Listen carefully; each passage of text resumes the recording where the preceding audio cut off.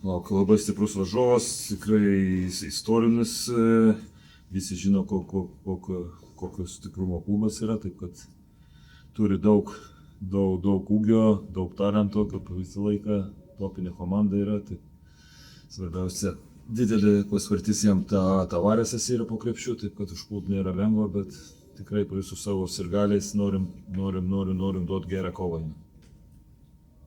Jūs dažnai pasidėliote, kaip sekėsi žiūrėti pirmus mačus iš komandos, tai kokias emocijas sukėlė rungtynės Madride? Visų pirma, kad neturėjom nemažai žaidėjų, taip savo tų gynybinių žaidėjų.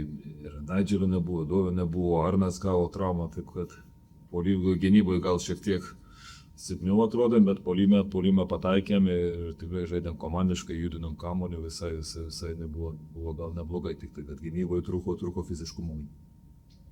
Tuomet ir Alšino taškus sumetė pataikęs 2 tritaškius. Tai reiškia, kad gynyba visiškai nereikia visą keisti, čia labai sudėties klausimus. Ne, tai mūsų ta gynyba ir buvo neduoti jam tų tritaškių iš taško mesti, aišku, tikrai labai daug klaidų, vaikiškų baudų padarėm, Maradona leidom daug prieštis, taip kad tą irgi dabar akcentuojam, kad stengtis kažkiek tai, bet tai irgi geri ir žaidėjai moka tas baudas išprovokuoti ir nėra lengva, bet šiaip noriu panašiai gintis kaip ir mūsų plėsiai. Apskritai, Real tuomet jūs turėdami 5 pergalės šis pralaimėjimus, o pastaruoju metu fiksuoja pergalės ir vėjas lyderis.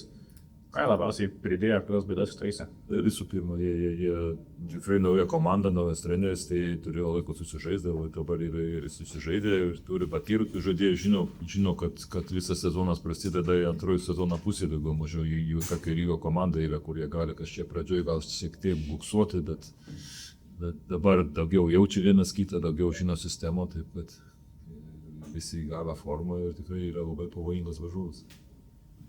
Žaidėjai neslėpė, kad dažnai turi daugiau motyvacijos žaisti prieš buvusius derbio oponentus. Ar jūs kaip garbės katalonas dar jaučiate, kad ypatingas mačas laukia? Man kiekvienas mačas ypatingas, Eurolygoje mėgaujuosi tom ir džiaugiuosi kiekvieną akimirką ir bandau padaryti savo darbą, kaip įmanoma geriau, kad tas neužeina, bet visą laiką stengiuosi.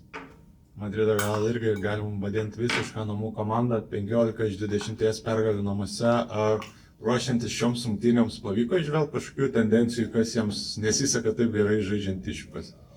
Ne, tu kažkur tai to nežvelgiam. Namuose, kaip ir minėjau, skaičiai įspūdingi rodo, vieną pralaimėjimą tik patyrė. Visos komandos sunkiau iššūkių žaidžia, tai normalu. To tikrai neakcentuojam, kad čia kažkur tai namuose, kad jie žais žymiai prasčiau. Grįžtant į savo daržą, kokia yra sveikatos situacija, kaip Naidželo pirštas Ąžuolo čia? Visi sveiki, taip kažkokių tų mikrotraumų turi, tai visą laiką turi visi, bet šiaip visi žai pasiruošę. Lyginant tai, kokį Rytas beje rodė Kaune Stambule, pavyzdžiui, pridėtų pasitikėjimo, kokią gerą komandą suarkinėt?